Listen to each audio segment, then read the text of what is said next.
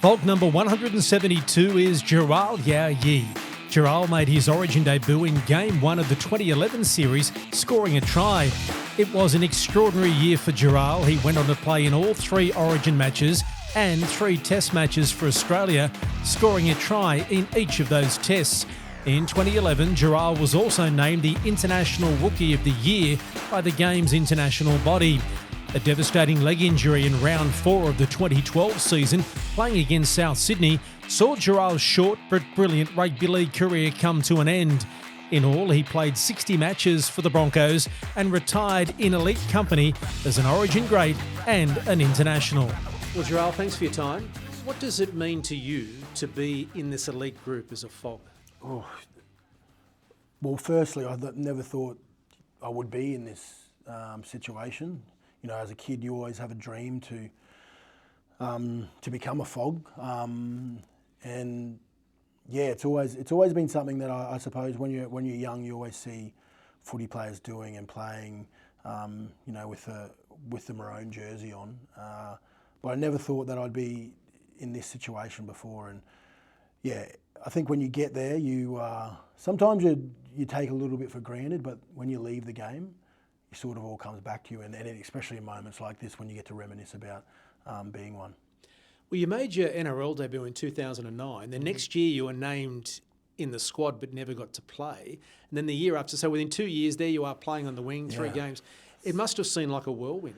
Yeah, it did, and it moved a lot faster than I actually anticipated. You know, and especially for, I think, the people at the Brisbane Broncos, we just never thought I would be there that fast.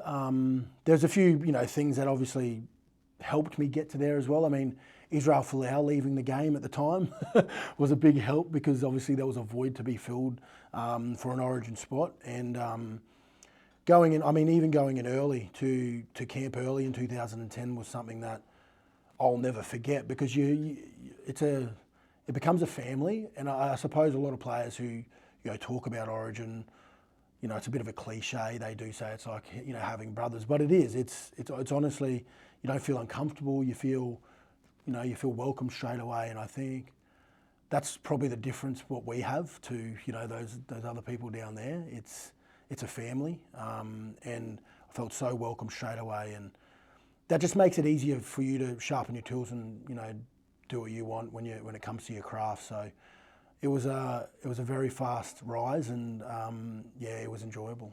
It's interesting you say that because sometimes when you take that step, particularly at a young age and relatively inexperienced, it can be quite daunting. But it wasn't for you? No, I think for me, I was, like I said, I was lucky to be at the Brisbane Broncos. So for the likes of my right side that were coming through, you know, I had the captain Darren Lockyer, Sam Thaiday was my back rower, Justin Hodges was my centre. So the whole right edge at that stage for Queensland was the Brisbane Broncos right edge. So, you know, you could say that I just fell into place really easily for me. I think confidence at that stage of 2010 wasn't really a problem for me as well. You know, coming through the under-20s was something where you build those confidence. A lot of players that still play now are still playing, like your Ben Hunts, who I, you know, played a lot of footy with. So I think when you come through with those type of players at a club like the Brisbane Broncos, you're still walking into absolute royalty, you know, when you come into this side. But I think it just makes it that little bit easier. So going into camp in 2011, you're getting ready for your debut. How different was it for you as opposed to being there 2010 and not playing? Did you feel different? Oh, yeah, definitely. I mean, even still warming up as an 18th man, you always think in the back of your head, you know, you've always got to be ready. And that's something that when obviously coached by Mal, he made sure that every single person who put a jersey on was ready. So I warmed up in 2010 like I was going to play. I didn't change any of my routines, and I followed through with those. But 2011, I think you even more go to another level. You're a year older, a year more mature. You understand the setup of how Origin works. When it comes with, you know, that comes with media, community, all the sponsorship stuff you do that comes along the way. And that's part and parcel when you play Origin. So I think I was just a year better understanding and learning all that in 2011, which made, you know, my, I suppose, warm up, getting ready and everything for the game a lot easier when it come to bringing camp earlier in 2010. And what was that first game like? Scared, very scary. I was lucky enough to play in front of a full house at Suncorp Stadium, and I think the first thing you think of is when you're warming up or you're about to run out is your family, but as soon as you run out, I think that sort of just goes. And for that being my home crowd as well for the Broncos made it a lot easier as well. So. It was very nerve-wracking, but once you touch that ball for the first time, I think everything goes away and you realise how big this state is and how many people you have behind you and how many people love you. I think that the rest just takes care of itself. It's such a humbling experience to be able to play for Queensland, especially here at Suncorp. They say it goes quick. Was it the quickest 80 minutes you've ever experienced? Lightning. You still, I'm 34 now and I believe there's still moments that I still remember, but are only sort of coming back to me here and there, especially when I, talk to boys who are in that side. I've got regular contact with Sam Thaiday, and every now and then we get to have those conversations. But yeah, you're missing it. When you blink, it's gone. And all these young boys who are coming through these days, I suppose my word to them would be enjoy it a little bit more. I think there would be a moment where I did stand in that corner a lot, so I sort of probably did take it for granted when I was playing Origin. But it does go fast, and I think that's more of a reason why you have to enjoy it in the moment. Who then was there one standout in that time of Origin that helped you the most in terms of come to terms with what it was like to play Origin or what it meant? You mentioned about the support around the state. Is there someone that stands out? Well, I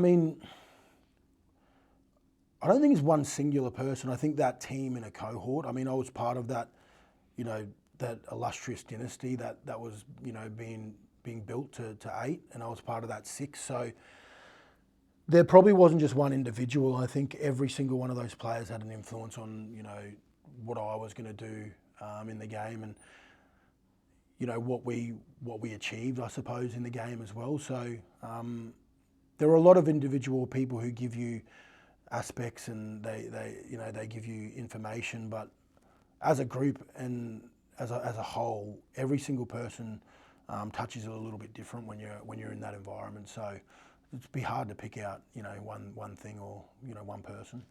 And then of course 2011, also apart from being an Origin player, you became an international, playing 3 tests and scoring a try in all 3 test matches. It was crazy. I was lucky enough to play for Australia before Origin as well, because the Anzac Test was before, so there was sort of a bit of a, wasn't sure if I was getting picked for Origin. Even though I was the Australian winger, you still have that little bit of doubt, because, getting picked for Queensland was always something, not saying I didn't want to get picked for Australia, but getting picked for Queensland was always something that was in the back of my mind and always a dream that was, there. But having been able to, it was so close and being able to reach for it, that was pretty cool. The Australian side is the elite of the elite. So, to be chosen at 21 years of age to be in that was very special. Take us back to the start then. We've got you at an international level now. Yeah. Take us back to where it all started, because you didn't have that traditional, I suppose, path where you're a 4-year-old kid playing footy. You sort of turned a league a little bit later in life, didn't you? Yeah, I did. I actually played soccer first before I played rugby league, and absolutely loved soccer. It was in my family as well, so it just felt right to be in that realm. I actually was lucky enough to go to the AIS for soccer as well when I was young. But the path to rugby league, I suppose, stardom was a rough one, because I wasn't a big kid. It all come really late for me. Like you said, I was a very late bloomer. I didn't have a growth spurt until I was out of school, so I was just little pipsqueak in high school. That was, only small and thin, and I started to get really tall. And even then, when I was playing for Norse, I was still only like 75 kilos ringing wet, and I was playing Colts there and playing Cup there. So it sort of all started at Norse, really, where I'd understand my craft, and it wasn't an easy road, but the Broncos from there on took over, and even having a stint down in Parramatta with the opportunity. So, it was, I think a lot of people have their own stories and their own touches to what they've gone, but yeah, definitely mine wasn't an easy one to put a Maroons jersey on. When did it get serious, or when did you get serious? I think, when I went down to Parramatta in 2007, knowing that even an NRL side had even thought of me, the name Jharal Yow Yeh was a very cool concept. At that stage, you're only young, I was only 16, going down there at 17. The free gear was pretty cool. Just like any young boy who, is in an NRL squad, those are the type of things you think of first. Oh, I'm getting free Parramatta gear. My grandmother was a Parramatta supporter. It felt like everything was aligning to be right. But it was an experience that I needed, and I think that was when I got told that I wouldn't play, footy down there. I wasn't going to be good enough to play footy at Parramatta.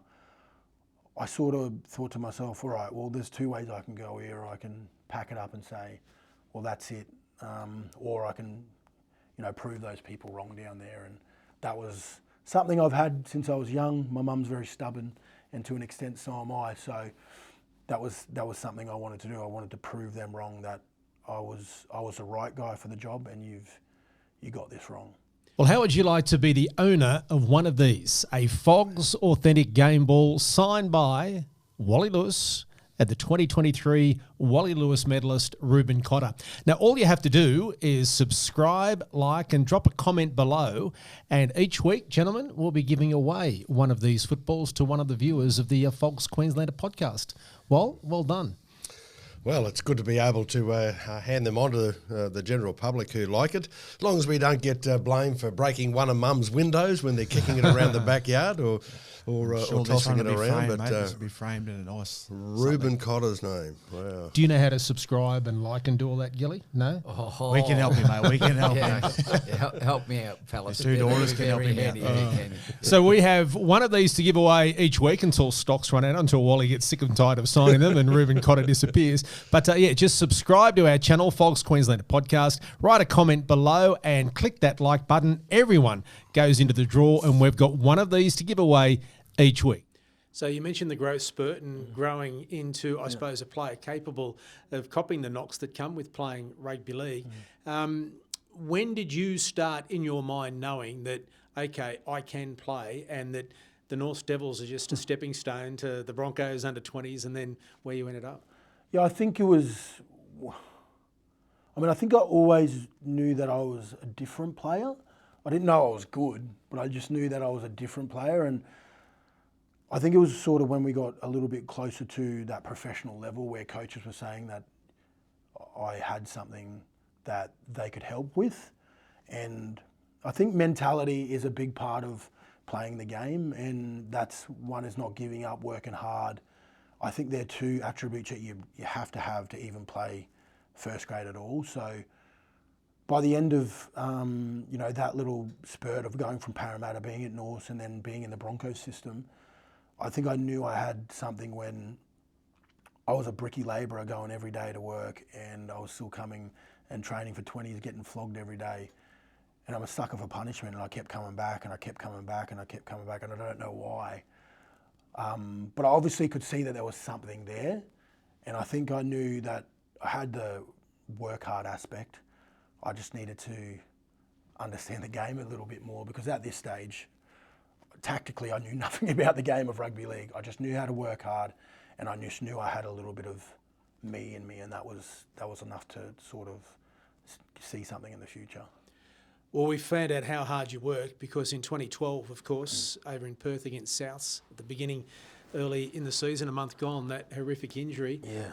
What was harder for you, the physical aspect or the mental aspect? Your world must have just come crumbling in. Yeah, I think physical was never going to be an issue for me. That didn't worry me at all, but mentally I'd never been in this position before. Never really had everything taken away from me when I didn't want it to. So that was always going to be the biggest thing. And you can ask any person who is an athlete, probably anyone in life, to be honest, that being mentally strong is one of the most purest things you can be. And I think I figured out a lot about myself in that, space of 2-3 years of recovering from such a, serious injury, physically, but mentally. It made me a different person. It made me stronger, but it also, made me understand that rugby league wasn't everything as well in the world of, being a human being. So, yeah, it made me stronger, and I don't think I'd be here sitting in this chair with you if it wasn't for that injury, because I'd probably still have played on. I might be a completely different person, to be honest. I don't know if I'd have my 2 kids and my wife, and so yeah, it was a really tough journey, but it's definitely made me who I am today. And how long did it take you to come to that realisation? Yeah, a little bit. I think to an extent I'm probably still coming to realizations of who I am really, and I think that's just a learning of the journey. But in the aspects of not knowing that Jharal Yow Yeh wouldn't be the football player anymore, it took me a little bit, because that was everything for me. Football was my first love, so it was something. It was really hard to understand that I wouldn't do that again. But once I knew that, I think it would have been around 2013-14. Once I knew that wasn't me anymore, that I'd have to go on and make my own path. It was better off, yeah. This might seem a strange question, but I'm trying to get an insight here. Having a career finish at 60 games, but you've played Origin and internationals, do you look back with initially regret that there was still so much more you could have achieved, or with great pride in what you did achieve in a short space of time? Yeah, there's been regret. Like, there's been times where I have had regret, but I think growing up and getting more mature, I think I've got to understand, don't be angry because it ended too early, be happy because it happened. And that's something that, like my wife now, we talk about a lot, that I'll be able to get to tell my sons one day that, this is why this stopped Dad and blah, blah, blah. Yeah, I believe that, and this is probably just me talking because I'm a competitor, but I believe I would have been probably one of the best wingers to play the game. And that's because I had a drive, and that's because I wanted, but this was unfortunately taken away from me. So there's never any regrets. There's only learning curves, and there is times, where I still think, I get a little bit upset, but just for it to happen, and for even me to be sitting here to play 60 games, 3 Origins, 3 Indigenous All-Stars, and 3, tests, I still think that's pretty special, because there's probably people in the game right now that still don't have those, sort of accolades. So it's really nice that I got to have that journey. Yeah. Is there in that career of yours one game or one moment that stands out? Ooh. I mean, there is one, and people are probably going to be shocked for me to say this, but that would be, at Bashart Park when I got to play my first game back for Norse after my injury, because, there's so many highlights I could pick out, playing Origin, but they all become, not easy, but they just became normal to me having those moments at such a young age. So, I was just a product of, what I was becoming anyway, but I got told I'd never play footy again. So to prove people wrong that, me being stubborn again, to prove people wrong that I would play a game again and go on to play at least, 5 or 6 games again, well, that's probably one of my proudest moments. What about a favourite player to play with? Oh, it's like picking your favourite kids, isn't it? Well, to be honest, I don't think I can. I mean, I've been lucky enough to play with Darren Lockyer, Sam Thaiday, Justin Hodges, Cameron Smith, who's, arguably the greatest to ever play the game. And then you go to international level, the likes of, as much as we hate him up here in this state, Paul Gallen, who'd done so much for his state and for international levels, Greg Inglis, Billy Slater. I mean, I think it's always special when you play with the kids you grow up with, I think. So, to give a bit of credit, to your Benny Hunts, your Andrew McCullochs, Josh Hoffmans, Jack Reeds, you know, Matt Gillette's. I think those guys, for me, mean a little bit more to me because we'd seen each other grow up and we'd seen each other in the backyard type of footy. Never did we ever think that we'd be playing footy together. So I'd have to give a lot of credit to those boys because I think the GOATs, they already get enough credit. I think they already get enough credit. So it would have to be those boys I played along and grew up with. Biggest influence on your career? Oh, my grandparents and my mum. Drove me to every single game. You know, like every player that'll probably sit in this chair and say this same story. It's such a cliche thing, but without those people, you know, we're not here. We don't play these games. We don't put these Origin jerseys on. So, you know, my mum's a single mother, and my grandparents did everything for me to be to every single game. So, and my little brother as well, who, you know, he was with me the whole way. So, my immediate family are very important to me, and they're the people that, you know, I looked up to. If you had some advice, if some young bloke come up to you and said, "Yeah, give me some advice, Jharal. What's the key to success?" The key to success, I think, is working. I mean, it's like a cliche again, but hard work goes a long way. Putting in those extra efforts, those extra sessions after training, staying behind, listening to your elders. You know, like I think sometimes in this day and age, this cohort of players can sometimes get, you know, put in there a bit entitled. I actually don't think that they're all like that. So yeah, I mean, asking questions as well. Like I think that's something I didn't do enough of, was ask questions about the game, and not only about the game, but being a human being. Like I didn't ask enough questions about away from the game, because you've got to understand, you've got to leave this game one day. So getting as much information from the people that have done it and have been there is really important. So, and enjoy it. I mean, Cool Runnings said it best. I think peace be the journey.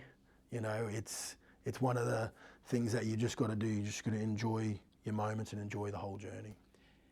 Is there one player that, you know, in the history of the game that you would love to have played with and obviously never got the chance? Who would you have loved to have run out and played alongside? Arthur Beetson. Several reasons that we probably don't have enough time for, but for what he did for Indigenous people, put us on a pedestal, and to be, you know, there in the day and age that he grew up around in the game. Yeah, you know, I had a lot of time to talk to Arthur, you know, when he was here. Obviously had a really good relationship with my Uncle Kevin as well. But yeah, to see him put that jersey on, that footage of him running out as, you know, Arthur Beetson's my answer. And just finally, what are you doing now? Yeah, what am I not doing now? I've got a little family. Obviously, I've got two little boys. One's 3, one's 4 months old, and I've got an amazing wife who works extremely hard as well. I work at a radio station called AAA Murray Country, which is, you know, an Indigenous radio station that has amazing country music that comes through it. And I work with Ranger Stacey, who everyone knows from Totally Wild, Cartoon Connection.